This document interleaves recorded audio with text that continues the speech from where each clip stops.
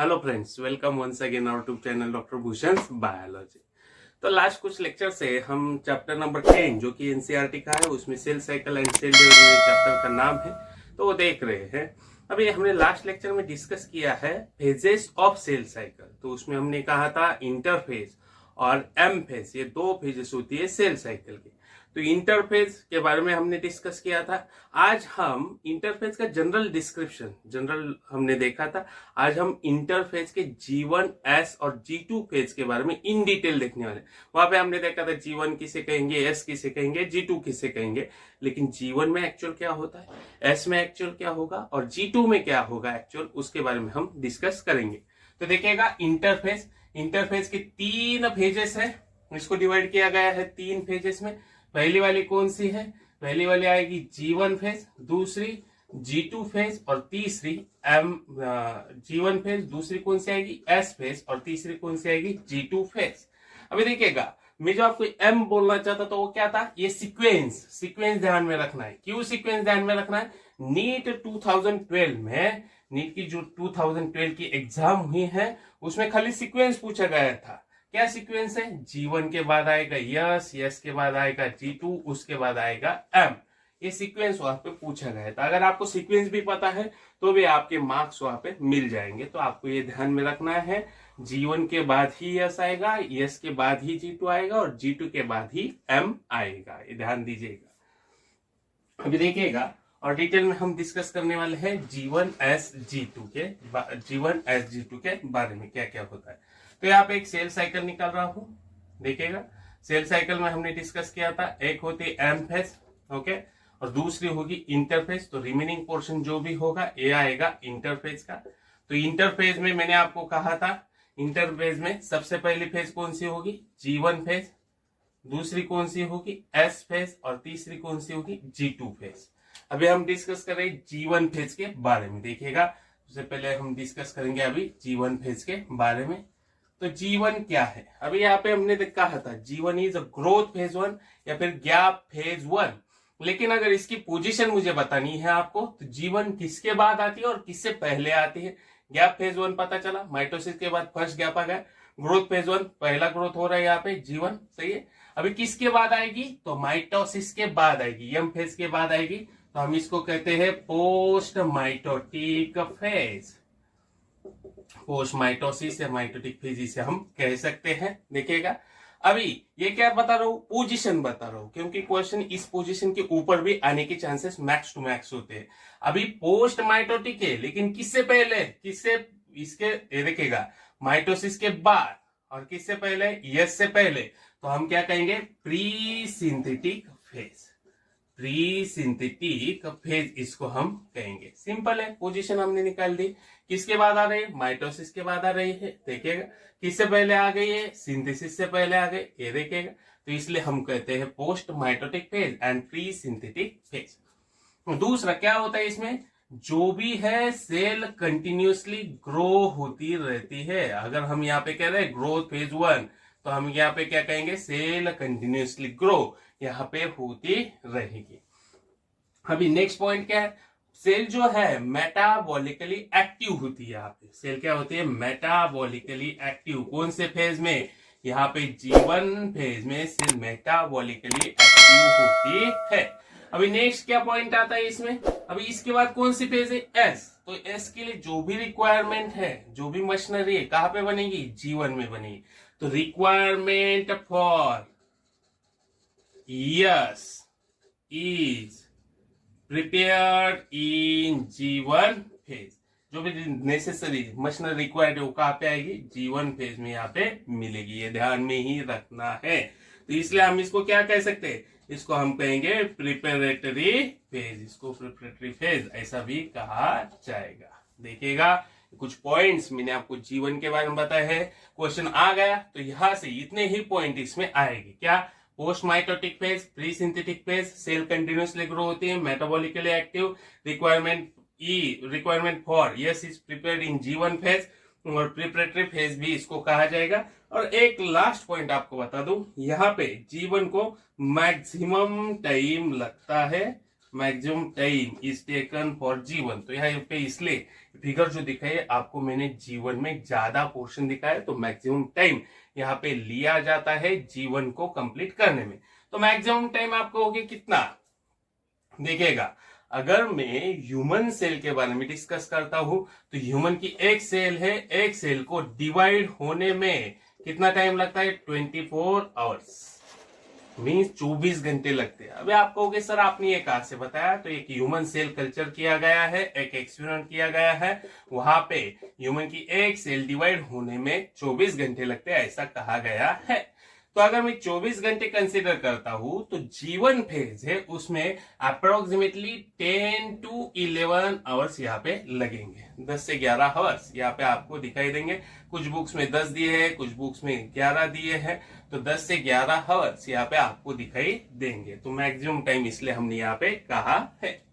अभी दूसरा पॉइंट आ गया है एस फेज के बारे में, देखिएगा अभी एस फेज के बारे में देखिए, ये अच्छे से ध्यान में दीजिएगा, वो फिगर जो भी बताई थी हमने उसके बारे में आपको पता होना जरूरी है, अभी आपकी प्रैक्टिस होनी जरूरी है। तो एस फेज में अगर मैं बोल रहा हूं तो एस को क्या कहेंगे, सिंथेसिस वाली फेज, जहां पे सिंथेसिस होता है। तो सिंथेसिस होता है मतलब क्या होता है, किसका सिंथेसिस होगा, डीएनए का सिंथेसिस, या फिर हम इसको क्या कहेंगे, सिंथेसिस और रेप्लिकेशन ऑफ डीएनए, सिंथेसिस और रेप्लिकेशन ऑफ डीएनए। तो यहाँ पे ही दूसरा पॉइंट एक ध्यान में रखना है, हिस्टोन प्रोटीन यहाँ पे ही सिंथेसाइज किया जाता है। हिस्टोन प्रोटीन, बहुत सारे बच्चे यहाँ पे कंफ्यूज होते हैं, सर हिस्टोन प्रोटीन कहाँ पे सिंथेसिस किया जाता है, जीवन में या यस में या G2 में। तो यहाँ से आपको बता दूं हिस्टोन प्रोटीन भी यहाँ पे सिंथेसिस किया जाता है, यहाँ पे ही सिंथेसिस किया जाएगा यस फेज में। अभी देखिएगा रेप्लिकेशन मीन्स क्या होता है, कॉपी होती है, डीएनए की कॉपी बनाई जाएगी। अभी यहाँ पे डीएनए सिंथेसिस होता है मतलब क्या है, डीएनए डबल होता है, डीएनए क्या होता है, डबल। तो डबल होगा मतलब 1C अगर डीएनए है तो ये 2C होगा। C क्या है, C is mass of DNA, mass of DNA. अगर यहाँ पे एक मास है तो वहां पे 2 मास, मतलब समझे, डबल हो जाएगा। तो डीएनए डबल कह रहा हूं तो 1C से 2C होगा, समझो यहाँ पे मैंने 2C कंसीडर किया है, 2C का कितना होगा, 4C। तो mass of DNA doubles, mass of DNA doubles. लेकिन एक ध्यान में रखना है, क्रोमोसोम नंबर्स जो भी होंगे ये क्या होंगे, रिमेन्स सेम। कैसे होंगे, सेम होंगे।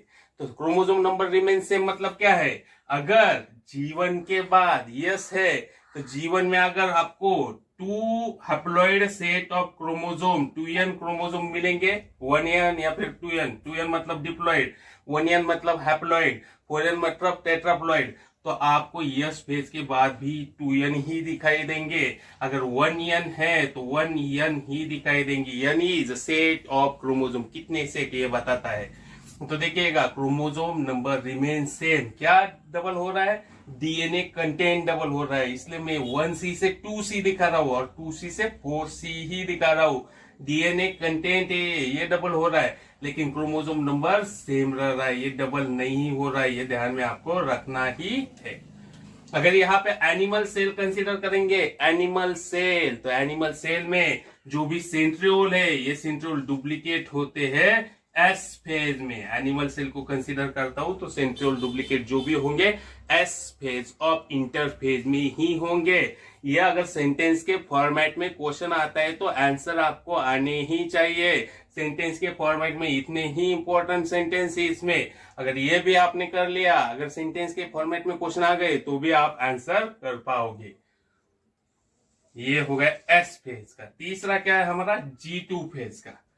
G2 फेज क्या है, अभी G2 फेज में क्या होता है, ये जो एस फेज है, अभी देखिएगा मैंने आपको कहा जीवन लॉन्गर फेज है, 10 से 11 घंटे लगेंगे। यस फेज के लिए 8 आवर्स यहाँ पे लगेंगे, 8 घंटे का टाइम लगेगा।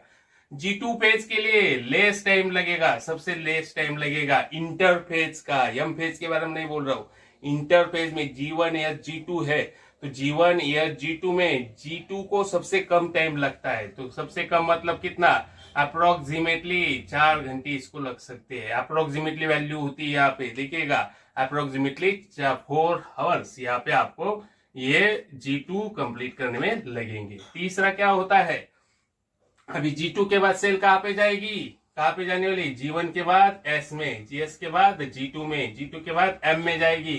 तो M में जा रही है मतलब माइटोसिस में जा रही है।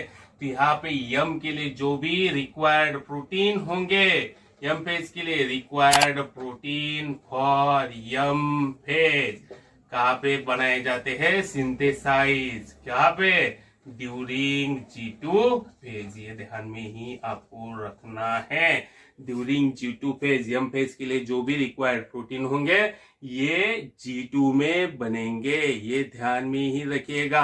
ये 3 पॉइंट मैंने आपको क्लियर करवा दिए अच्छे से। देखिएगा इंटरफेज की 3 सब स्टेजेस है, इंटरफेज की 3 है, सेल साइकिल की 2 ही है। सेल साइकिल की 2 कौन सी, इंटरफेज और M फेज। इंटरफेज के 3 सब stages, G1 phase, S phase, G2 phase. G1 phase जिसको गैप फेज 1 या फिर ग्रोथ फेज 1 भी कहा जाएगा, उसकी पोजीशन कहाँ पे, M फेज के बाद पोस्ट माइटोटिक, और किससे पहले है, S से पहले प्री सिंथेटिक। सही से समझ में आ रहा है। दूसरा, ज्यादा से मैक्सिमम टाइम यहाँ पे लगता है, कितना लगता है, 10 to 11 आवर्स इसको लगेंगे, ज्यादा टाइम लगेगा।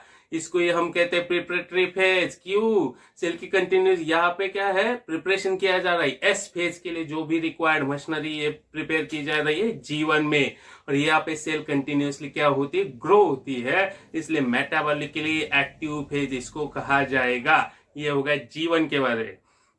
ये इसको क्या कहते हैं हम, सिंथेसिस फेज, जहां पे सिंथेसिस किया जाता है, फिर रेप्लिकेशन किया जाता है, किसका, डीएनए का रेप्लिकेशन किया जाएगा। और डीएनए का रेप्लिकेशन किया जाता है यहाँ पे, तो मतलब क्या होता है, डीएनए डबल हो जाता है 1C से 2C। C मतलब क्या है, मास ऑफ डीएनए, 2C से 4C डबल हो रहा है, तो मास ऑफ डीएनए बढ़ रहा है। लेकिन chromosome number remains same. G1 में अगर 2N डिप्लॉयड क्रोमोसोम की कंडीशन होंगी तो S फेज के बाद भी डिप्लॉयड ही होंगी। अगर G1 में हैप्लॉयड होगी तो S फेज के बाद हैप्लॉयड होगी। टेट्राप्लॉयड 4N होगी तो S फेज के बाद 4N ही होगी। तो यहाँ पे ये मैं आपको बता रहा हूं, लेकिन यहाँ पे क्या डबल हो रहा है, डीएनए कंटेंट डबल हो रहा है, ये ध्यान में रखना ही जरूरी है। रेप्लिकेशन होता है मतलब क्या है, कॉपी बन रही है डीएनए की। और एक एनिमल सेल को अगर हम कंसीडर करते हैं तो सेंट्रियोल डुप्लीकेट जो होते हैं वो एस फेज में सेंट्रियोल डुप्लीकेट करने का काम किया जाता है इंटरफेज की एस फेज में। तीसरा क्या है, G2। अभी एस फेज को कितना टाइम लगेगा, देखिएगा 8 आवर्स हमने जो बताया आपको। G2 में क्या कितना टाइम लगे, सबसे कम टाइम लगता है, मतलब अप्रोक्सीमेटली 4 आवर्स लगेंगे, या अप्रोक्सीमेटली वैल्यू दी होती है 4 आवर्स यहाँ पे लगेंगे। अभी ये 4 आवर्स यहाँ पे लगेंगे, तो इसमें क्या किया जाता है, एम फेज में सेल एंटर होने वाली, अभी सेल साइकिल चल रही है, G2 के बाद एम फेज में आने वाली। तो एम फेज में आने के लिए जो भी रिक्वायर्ड प्रोटीन होंगे, ये सभी रिक्वायर्ड प्रोटीन G2 में बनाए जाएंगे। तो देखिएगा ये कुछ इंपॉर्टेंट पॉइंट है, ये अच्छे से देख लीजिएगा। सेंटेंस के फॉर्मेट में क्वेश्चन आ भी गया तो आप इजीली इस पॉइंट के द्वारा सॉल्व कर सकते हो। This is all about the interfaces की जो सब स्टेजेस है उसके बारे में डिटेल में हमने डिस्कस किया है। Thank you.